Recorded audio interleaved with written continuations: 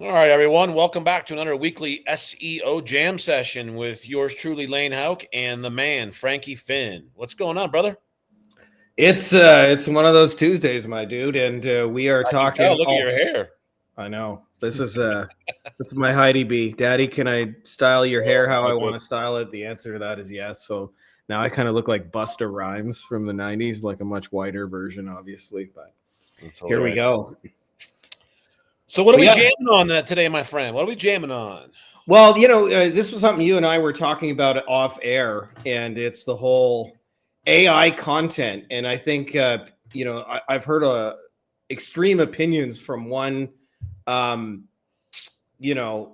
one extreme to the other, which is if you use AI content, Google's going to hate you, they're going to beat you, and you'll never recover. And then the flip side of that is, I know people that do 100% AI based content in a ranking. We're both friends of Jonathan Mast.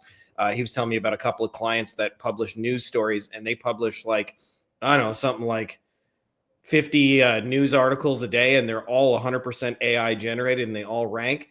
And I don't know what your feelings are, but my kind of thought on this is when most people think AI content, they think of the laziest, lowest hanging fruit. Write me an article about blank, copy paste, go throw it in there, and just have words on a page. Right.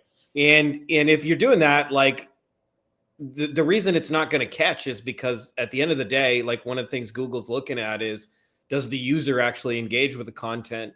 The flip side of that is if you're using AI as a tool to create like legitimately the most and best content in your thing, I think it can be like, I hate to sound cliche because AI loves to use this, but it's a game changer. It really is, because it gives you the ability to do things faster. I Yeah. think about like in my agency when we did SEO predominantly, like especially those days where sites ranked above Google My Business rankings.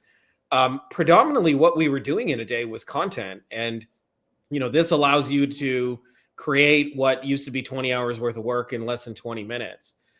And you have some really awesome stuff that you guys do, especially for location pages. I know we had some stuff where we maybe not all of our folks have seen that, but I would love to know your thoughts on how you guys are using AI and where you use that line and where you use humans to make sure that it's actual quality. But like, I want to be clear, like you guys are using AI to assist Yeah. with content, correct? Absolutely. So,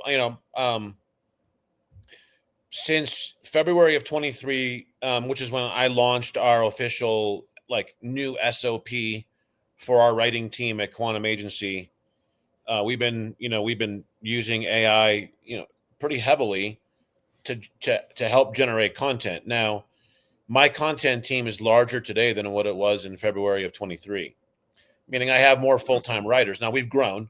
That's part of the reason why. But I in-house, so we used to outsource a fair amount of our content to third party, some freelancers, one or two companies that we would just rely on. And I had a smaller content team.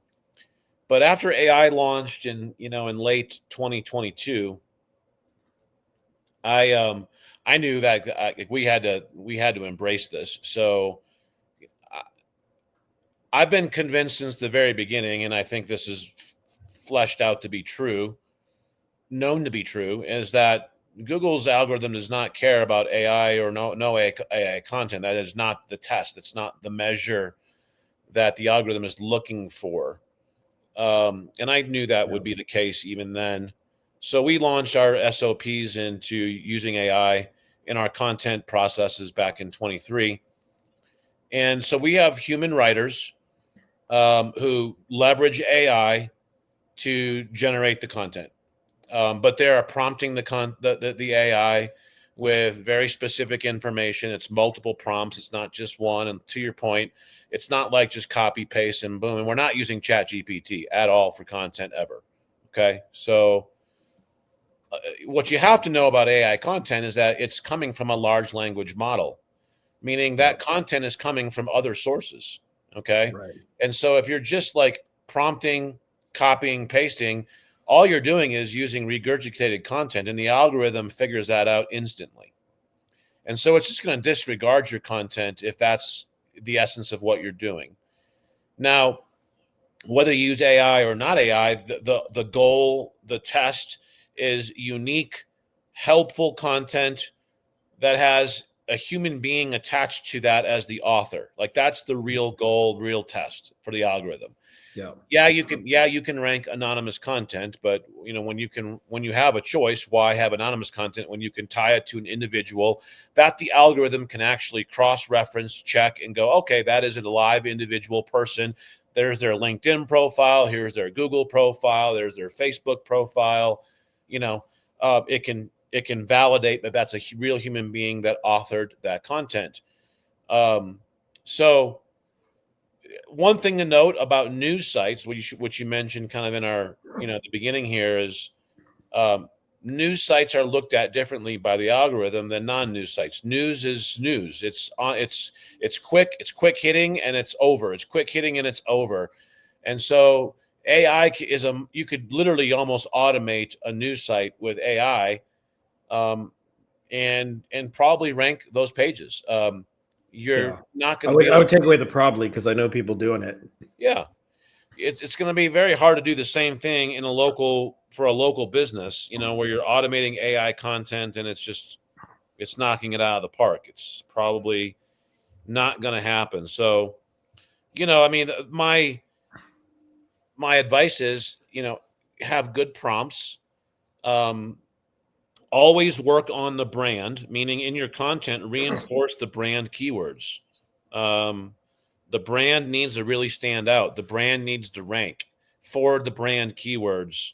And I see way too many companies still really struggling to rank for their own company keywords, or there's confusion out there regarding their brand name, meaning there's other similar names out there, but whether it's in their own geo market or elsewhere in the US, and the algorithm is a little confused as to, the brand A versus brand B versus brand C. And so that's a real issue. And you got to work brand keywords into your content strategy all the time. And then, of course, leverage AI. Now, what we do on our process is we have a human writer prompting the AI, generating the content. They proofread. If it's once it's good to go on for the writer, then it goes to a quality assurance team that then runs it through AI detection. We want less than 20% potential AI involvement, meaning 80% human involvement. That's kind of so most people are flipping it, like they're looking for, they don't really care if it's like 80% AI and 20% human. We want it the other way. We want the AI detections looking at it going, okay, this is maybe 20% AI and 80% human-based content. So QA team does that, and then once it passes the QA team and AI detections tests, then it goes out to the client for review and approval. So we're not just hitting ChatGPT, throwing out a prompt, copying, pasting into a Google Doc, going to the client, going, here's your content for the month, and like that's a really bad shortcut to take if that's what you're doing. So I would recommend models like Claude for your content. We like Claude, and a lot of the software tools that leverage AI for content typically will give you at least an option to use the Claude LLM model for your content, which I highly prefer for content over a ChatGPT. But make sure it's multiple prompts too. Like that's how you can really ensure you're getting a good deep article, an article with I kind of say deep knowledge. And you can even prompt it like, I want this to be helpful. This has to be unique content. This can't just be the same thing that's already out there. Please include the brand name, Joe the Plumber, frequently in the content so we can reinforce the brand name and brand recognition. Optimize this for the keywords X, Y, and Z. Make sure to include all related entities. Like, I'm just giving you like a high level, memory of what our multiple prompt system is, to make sure that we get good deep content, not just, unhelpful, unoriginal LLM content. Like, yeah, it might look great at a cursory review if you just spit out ChatGPT content, but you're not going to get much mileage out of that inside an SEO strategy. Yeah. I think about this, that like, to me, this is not really a new struggle. It's just really the tools have changed. And people have always looked for shortcuts for how can I get content that ranks easily. So I think there was a time, and you and I lived through this period where keyword stuffing was a thing, where it was like, Yep. if you wanted to rank for dog training, you would have an article that said all about dog training, and then they would say dog training is this, dog training, and every sentence would say dog training, and it would just have the keyword 27 times. And then eventually Google figured out that when real humans write, they use related words, like you might say puppy or you might say treat, and then they started to build an algorithm to kind of suss that stuff out. And there was always the idea of like, how can I take the shortcut to game the search engines to get something that in front of people that will ultimately rank? Right. And now AI has made that quicker. And I have a mentor who always says that internet marketers always want to automate stuff before they have it working. And he says effective before efficient, meaning like you have to have a manual process that actually works and dialed in, and then you add automation to it to then speed it up. And I think, to me, that's what you're talking about, is like you've had to really figure out, how do we create one really good local page, and what do we use to do that before you can all of a sudden use AI to assist that and make that 100 times faster. You got to get one good page before you can build 10,000 of them. And I think too many people in our space are quick to want to go straight to automation and just straight to and ultimately you use the word brand, which is what you're actually really building for clients, is a recognized brand in Google. And if you're trying to build a brand, like there's ways to do it faster, but there ain't really shortcuts. Like you gotta put out the most and best stuff for the longest period of time. And I think where a lot of people get tripped up is they're looking for the smallest, lowest effort shortcut. How can I just get something up there and rank as quick as possible? And that's never going to stand the test of time in any search engine, in any tool, or for any brand. The flip side of that is if you're thinking about, how do I make a better version of this than currently exists? How can I use AI to make the best single location? Like if I'm a painter and I'm in Owings Mills, that's a personalized one, because I actually remember our first paper performance client was my friend's teacher in Maryland there. Yeah, it's a little suburb of Baltimore, for those of you guys don't know it. But Painter Owings Mills, like if I'm trying to create a location page for Painter Owings Mills, like I want to have the best of like possible page that has the most complete information, that has the best pictures, that has the most for the user to do. And frankly, deserve to be number one. Like, I don't think enough people are thinking about, how do I build something that actually deserves to be number one? Too many people are really thinking, good. How do I shortcut it so that I can get there and game the search engine? And I've seen this cat and mouse game for like 20 years, where SEOs will figure out a way to temporarily hack Google. It works for sometimes days, weeks, months, maybe even a year or two, depending on like how long. But eventually Google closes that door. And what has never gone away is make the most valuable, helpful resource for the users, so they keep wanting to come back. I don't think that goes out of style. So I don't know if you have any thoughts on that, but I feel like I think the concept of does your page really deserve to be on page one for any given term, or does your GBP listing deserve to be on page one over and above every other competitor, less two others. So that's a really good way to look at it with a critical eye. And that's how Google's looking at it, really. It's really looking at, like, does this page actually deserve to outrank everyone else? And if not, if it's just if it's just basically the same content said a different way, which is essentially what AI content is, without deep prompting, then good luck trying to rank that, because Google's not going to replace something that's already on page one with a similar page that answers the same questions, written just slightly differently, right? It's got to be unique and more helpful. One of the things you can always do to make your content more helpful and a little bit more unique than the competition is to come up with questions that the market's not asking yet. Yeah. So, 4 years ago or so, it was a new strategy that I was teaching, to use people also ask questions directly in your content, like as the section heading, and then answer the question below. Like, Use the exact people also ask question from search that Google gives you directly in your content, then answer that question. All right, well, that's now an old strategy. Yeah. Too many people are doing that. So one of the new ways is to use AI and use its deep knowledge base and deep understanding of the persona, the customer market, the audience that you're targeting, and start developing questions that the market hasn't asked yet, or that the Google you don't see in Google PAA, Yeah. and then Can I answer just those say, questions. Lane, we actually have a thing in our like market research bot, which you've played with a little bit, where it says, give us the unasked questions of the user, of like the Yep. things they Yeah, I remember that. Yep. think, but they don't actually say out loud.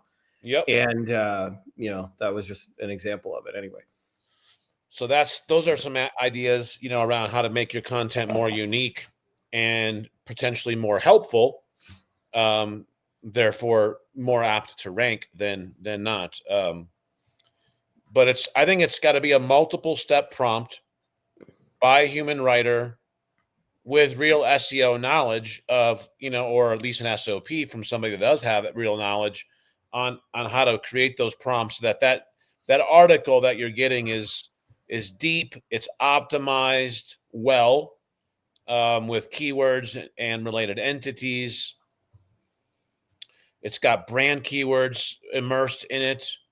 You're answering questions, and you're truly providing some value to the consumer. That means quality content. You know, if you're trying to add value to the customer, to the audience, to the target market, that's exactly the test that really the algorithm is running through when it scans and reads that content from north to south. And so that ought to be your goal, is like, it does this thing. I want to create a blog articles that deserve to rank. Yeah. And the opposite of that, by the way, is just filler content. Like, I'm just trying to get words on a page so we can shortcut to the top. And I don't really care about the user. I just want the rankings. And those tend to, even when they work, they tend to not to last very long. Like, I've seen enough time that Google exploits work temporarily. but if you know, I think of, you know, like, I'm old school, but like, you know, I used to use a bunch of, like, kind of, for lack of a better term, like spammy black hat tools. Like, there was a software called Xrumor that could go into discussion forums. An SC Nuke, yeah, I was one of those. And you could go in there and you could create like mass accounts on forums and stuff like that. And Xrumor was like insanely fast. If you had a dedicated server, you could be like creating 50 to 100 profile accounts a minute, and it would create like 100,000 profile backlinks and point them all to you. And that was cool for a little while, but then, you know, Google is like, man, we should probably devalue all these profile links that these bots created. And just like that, like the Xrumor market is essentially gone today. And you know, this cat and mouse game is never ending. And if you want to get out of the cat and mouse game, you know, it's like Lane said, it's deep process, it's deep prompting, it's multi-step, it's thinking about, what does the user actually want to know? What questions are they asking? What are they not asking? What would be most helpful to them? What can give us an edge over everyone else, where we can stand out? And the good news is, for those of you guys who have clients who are local businesses, this is a low bar. Like, what we're saying sounds difficult in practice, but this is actually a really low bar. If you look at, 10 plumbers, or since I gave the example of a painter, pick 10 painters in Owings Mills, and probably 8 of them, their entire website is basically just a business card. It just says, Lane's Painting, we do painting, and painting, call now. And then there's a little bit of filler text and some stock images mixed in and a picture of the team, and that's basically it. And like, if it's even that good.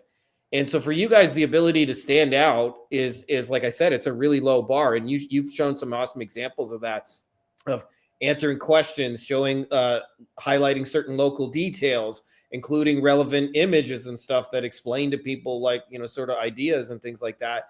Like I said, it's a really low bar for most local stuff. And often in certain locations, like, especially like, you know, we mentioned like Owings Mills. Well, if you're in Baltimore, there's probably a lot of painters trying to rank for Baltimore, but there's probably 15 suburbs where there is not location specific content. And if there is, it ain't that good, right? Like this is a really low bar to stand out. And, you know, like to me, like the point of AI is to make you be able to do that work for a client faster. But it's as a result of taking a manual process that works, not just click button, output, copy, paste. Okay, let's try and rank. I don't know if you Exactly.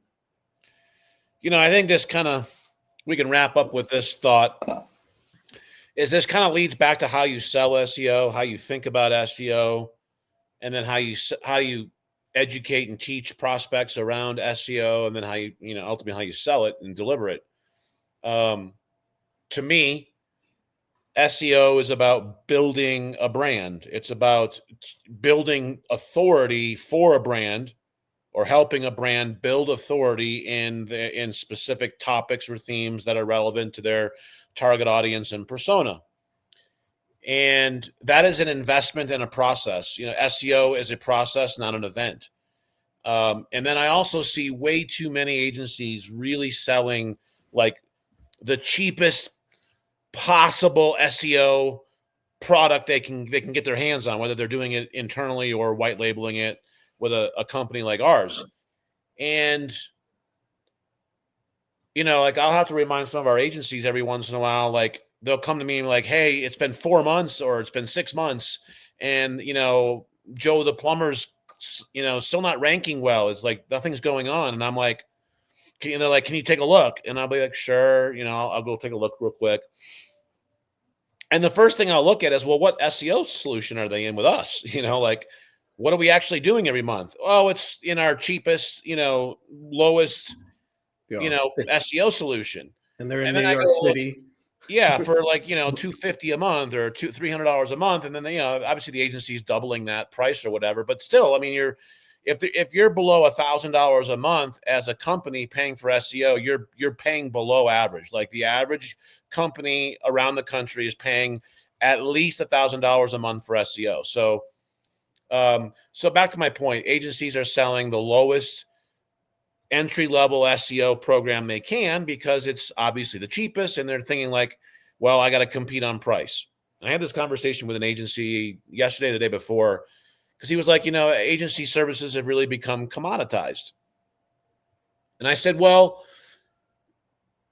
I really think that you allow yourself to become commoditized. Yes. Yes. Okay.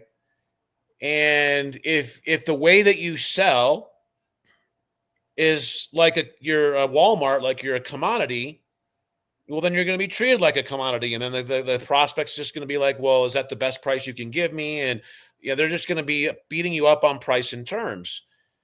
And I think the solution in a short answer is for agencies to truly look at themselves as an expert physician, solving marketing problems, you know, that are like serious marketing problems. Like the patient is dying, like the brand is dying. It's on page 2, page 5, page 10 for all their money keywords. They're getting their asses kicked by their competition. They don't have that many reviews. They're just not paying attention to their digital. That brand is dying, and they need an expert physician to come in. And that's what I did. Like when I was selling as an agency, you know, before I was in white label, you know, like I was looking for everybody that was on page 2. Like I wasn't targeting everyone that was ranking on page 1. I was targeting all of the businesses in a local area, give it whatever it was, that were on page 2 and beyond, and that were getting their asses kicked by their competition. Those brands, those companies are dying, and they need a doctor. They need a marketing medical doctor to come in as an expert and go, here's what's going on. Here's your diagnosis. Here's the protocol, the treatment protocol, and here's what we're going to do for you to fix this. And here's what we charge. And if they start treating you like a commodity, it's like, look, we're an expert here. We're, you know, do you want this fixed? Like when I ruptured my Achilles tendon 8 weeks ago, I heard the same clinic 3 times. The Stedman Clinic, you need to go see the Stedman Clinic. The docs there are all amazing. They're like world renowned. You need to go to the Stedman Clinic. I didn't even have a doctor name. I called the Stedman Clinic and said, I need to get in to see an ortho for an Achilles rupture ASAP.